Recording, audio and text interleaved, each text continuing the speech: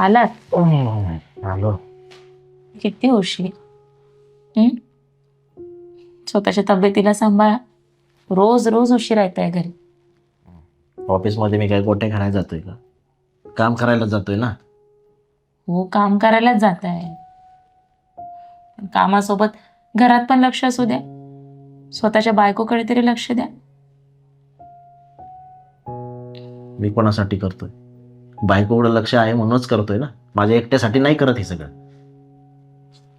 तुम्ही ना नुसतं काम काम काम.